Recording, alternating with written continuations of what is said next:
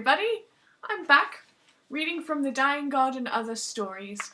Today I will be reading The Undying. It's the second of the short stories. So grab yourselves a cup of tea. You ready? Here we go. She was nobody. One of the many nobodies who lived their lives more or less as normally as possible. She wasn't very beautiful. Pretty, but not beautiful. She was average height, average build, average intelligence. And now, she was lying in a puddle of her own blood. Her hand on the wooden tiki she always wore, she stared out blankly at the back wall. The images of what happened before she was shot floated lazily through her mind as she struggled to breathe.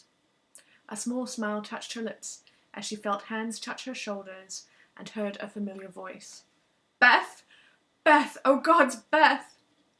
"I told you," she managed to wheeze. "You're not a true friend, unless I'm willing to take a bullet for you." Take one she did. Beth had stood in place of her friend and had been shot down. They had been kept hostage for days. The University Archery Club, a small group of nobodies who happened to be at the wrong place, at the wrong time, were taken captive when an angry atheist extremist group took over the gym. Most everyone else managed to escape. The small indoor archery range had but one door, and thus no exit for the club members when the group of angry anti-religion extremists charged through. "We are here," one man said as he waved his gun frenetically at everyone present, "to free you all from the slavery that is religion. Its outdated moral system, its need for unquestioning obedience, its corruption and thirst for blood. A world without religion. That is our cause. We are making this world safer for everyone." "By holding people at gunpoint?" the coach demanded incredulously. He had been shot for that. A loud bang and a neat little hole appeared in his head. He fell backwards, stiff as a board. Some of the girls screamed. Beth didn't. All she managed was a gasp and a slow trickle of tears as the coach hit the ground. What followed was 4 days of terrifying hell. The leader of the heavily armed group would pace the floor and rant occasionally about the evils of religion. His hostages kept silent. The last person who pointed out his hypocrisy ended up shot in the head. The gunmen set up radios so they could hear the news and communicate with the negotiators they were certain would try to talk them out. They would snicker to each other when the reporters would come on the air. Locked in that little room, radio was the only link to the outside world anyone had. Through it, they learnt that the university had been evacuated and was, at that moment, surrounded by the army. The negotiators were there on the first day. The demands that the captors made were untenable. They wanted every religious leader on campus to be brought to them for execution. The gunmen called them shepherds of hate. The hostages sat huddled together, weeping and pleading to no avail. Beth did not. She sat slightly apart from the group, dry-eyed and staring blankly at the far wall. Her mind was still. She was not afraid or angry, just sad. Trouble had been brewing for years between outspoken atheists and equally outspoken believers. It started with bitter name-calling. The mudslinging became increasingly infused with threats of violence. Then, early last year, the atheist-run Center for Progress was firebombed.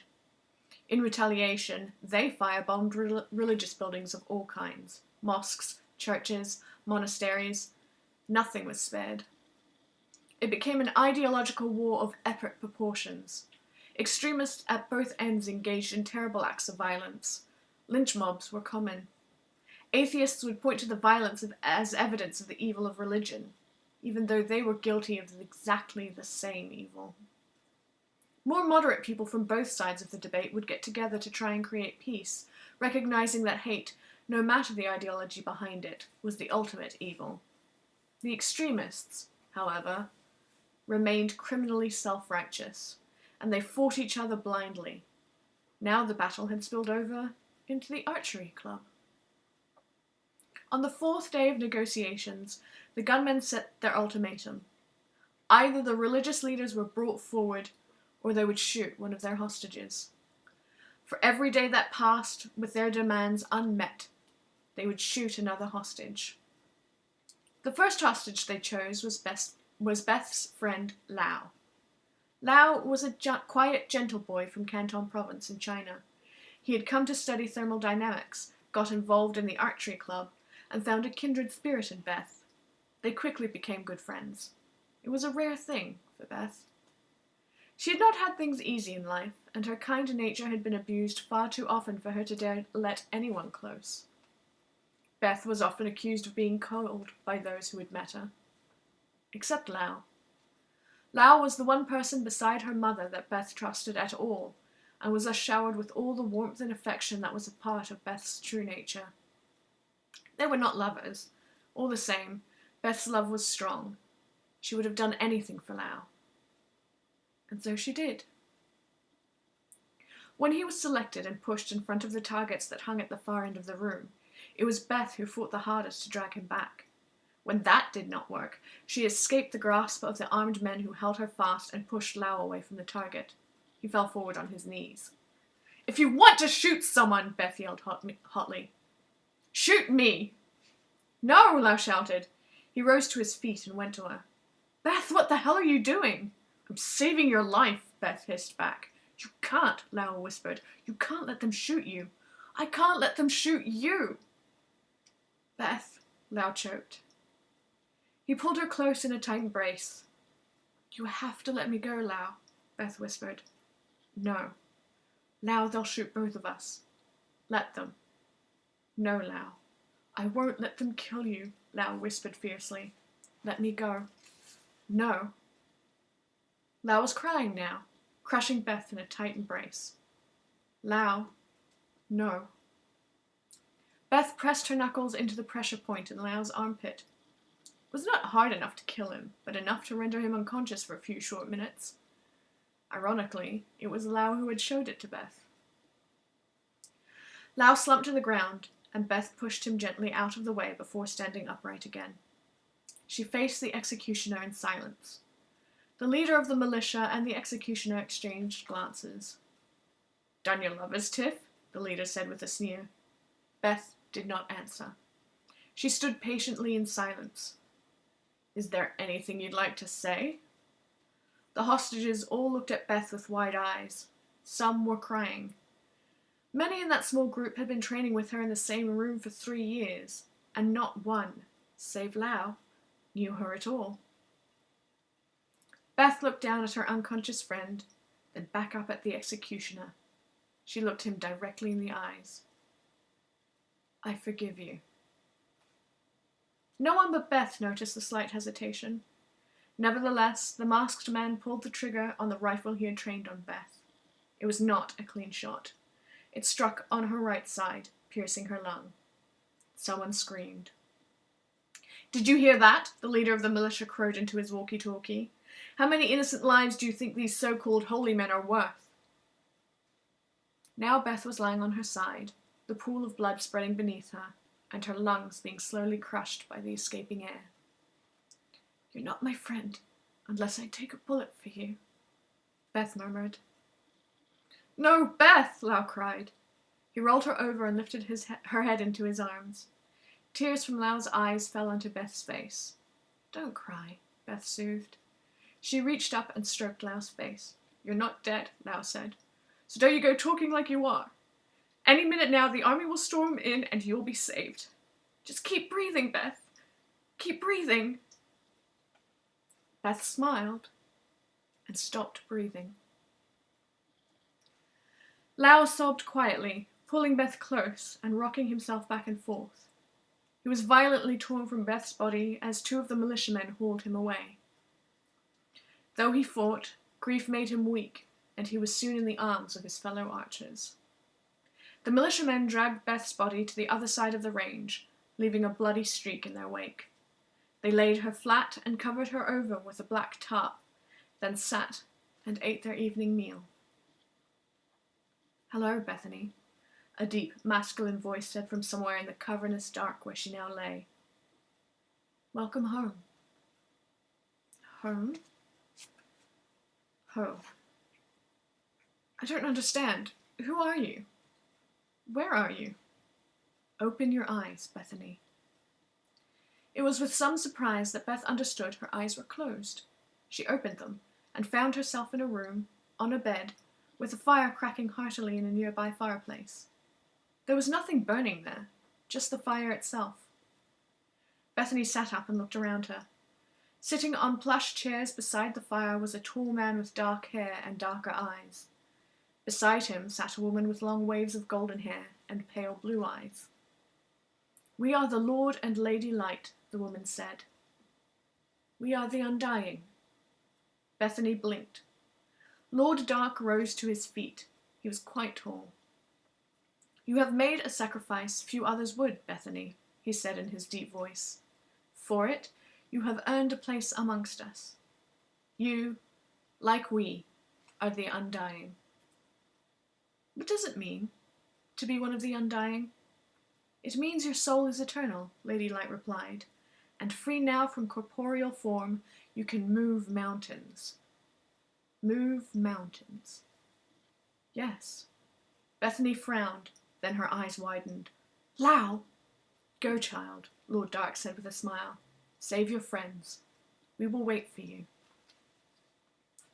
The lights flickered as the militiamen were finishing their meal. They all looked up, then exchanged glances. Weapons at the ready, they took formation around the room and waited. Lao did not notice. He knelt with the other hostages, his head bowed and his fist wrapped tightly around the jade Buddha he always wore around his neck. His prayers were for Bethany, that she find peace wherever she went, now that life was over for her. Lao. Lao's head snapped up and his eyes flew open. Beth? Lao, listen to me. I need you to do something. Lao looked around him. No one had spoken to him, though several people did cast him inquiring looks. Lao, concentrate. Where are you? It's a very long story, Lao. I'm going to cause trouble. The lights will go out. When they do, everyone will need to lie flat on the ground if they don't want to get shot. Do you understand me? Yes. Where are you? I'm everywhere, Lao. Beth's voice sounded irritated. Now spread the word. Lao looked over at one girl who was staring at him incredulously. Cheryl, he whispered to her, the lights are going to go out. When they do, lie flat on the ground and lie still. Do not move. Spread the word. Looking unconvinced, Cheryl nodded and did as Lao told her. It was not long before everyone had been told. Now everyone was casting strange looks at him. Lao did not care. He knew the sound of Bethany's voice anywhere, and he trusted it. The flickering continued for a moment longer before all the lights blacked out. Clothes rustled quietly as the members of the archery club lay flat on their stomachs. One lone light began to flicker again. It flashed over the black tarp beneath which lay Beth's body. Beth's body was gone, and the tarp had been casually tossed aside. The leader of the militia edged forward until he was standing on the tarp, stamping his foot over it in disbelief. The light continued to flicker. What the? Another militiaman whispered. The light went out. Another light flickered, and all eyes turned to it. It was the light at the end of the range, standing before the very target Bethany had been shot in front of. The lights flickered a moment longer, then went out. A shadow moved. The militiamen sent a volley of bullets in the direction of the target, but struck nothing but the wall at the rear. Sounds of a soft twang and 3 heavy thuds filled the dark room. Then 3 lights began to flicker, casting brief bursts of light over the bodies of 3 militiamen, each with an arrow sticking straight out of their foreheads. My God, one man breathed. Hey, the leader barked. None of that. This is just some army trick. That's all. Lao. Yes? The door is open now. You will not be seen. Once down the hall, you can all get up and run. Run where? Out, Lao, you dolt. Right. Spread the word. It was slow going, but with Lao leading them, they slithered their way around the walls of the room. Lau was out first. He stayed by the door to ensure that everyone else got out safely. Then they were up and running. Behind them, sounds of gunfire and shouting filled the air. The army pointed their guns at the escaping hostages as they approached. "Identify yourselves," one soldier barked. He had to scream as a news helicopter roared past. "My name is Lau Kung," Lau replied, his hands held high. "We were all hostages in the university." The soldier turned back. "Captain!" A great deal of fuss was made over the escapees. Lau and the rest of the group were pushed through waves of rabid reporters into the back of an armoured bus, and they all sat there until the doors opened and a high-ranking army official walked in. "We're a little surprised to see you," he said briskly. "Which one is Lau Kung?" "I am," Lau replied. Most everyone was still in shock. The thrill of freedom had not yet sunken in, cramped as they were in the bus. Lau was one of the more lucid members of the group. "Tell me what happened." Lau did, in detail, including the fight he had with Bethany over who was to die that day. He told the officer about the flickering lights, the arrows in the gunman, and the open door. He said he did not know who fired the arrows, thinking it wiser than asserting that somebody had risen from the dead. "That's quite a tale," the officer said, shaking his head. "Sir," another soldier said from the door before Lau had a chance to retort, "the team's back. They said they're all dead. Every one. Arrows through them all." The officer raised an eyebrow. "How poetic." "Sir?" "An archery club taken hostage. The captors all killed by arrows." The soldier stared blankly at the officer. The latter sighed. "Never mind." "The hostage that was killed?" "A girl, sir. They're bringing her body out now." "What?" Lau demanded. He pushed past the officer and out of the bus. Two soldiers carried a stretcher, made heavy with the body, covered over with a black tarp. They set it down a few feet from Lau, who wandered over slowly. Kneeling beside the body, Lau pulled back the edges of the tarp. Bethany lay on the stretcher, her face eerily white. Her eyes were closed, and a small smile played about her lips. Lau's eyes filled with tears. He stroked her face. "Pretty girl," the officer said gently, squatting beside Lau. "What was her name?" "Beth," Lau whispered. The sound got caught in his throat and was uttered as little more than a squeak. He cleared his throat and tried again. "Bethany Shea." "I'm sorry." The officer squeezed Lau's shoulder, and all Lau could do was nod. "Hey, check this out," one soldier said to the another within earshot of Lau. "A wolf! What's it doing in the middle of the city?" "Here, I'll chase it away," the soldier said. He picked up a stone and lobbed it. "You missed." "All right, you try, numbnuts." The soldier never got a chance. Lau caught his wrist before the stone was thrown. "Hey," the soldier complained. Lau did not pay him any heed. There was something special about that wolf. Lau could feel it. He walked slowly forward, past the Hummers and the reporters, to the edge of the university campus. The wolf watched him approach with keen yellow eyes, quite unafraid. "Sir," the soldier called, hoisting his gun in case the wolf attacked. Lau still ignored him. He stopped a few feet from the wolf. "Beth?" The wolf cocked its head. Beth's voice, however, was decidedly absent. The wolf approached, lowered its snout to the ground, and dropped something into the grass. Looking at Lau once more, the wolf turned and trotted away. Lau bent down and picked up the object, a wooden tiki pendant. He looked up to find the wolf looking back at him. "We are the Undying," 1,000 voices said from everywhere all at once. "We are gone, but we never cease." Then a single voice, one that Lau would recognize anywhere, spoke. "Farewell, Lau." "Goodbye, Beth," Lau whispered. "Thank you." The wolf vanished into the distance.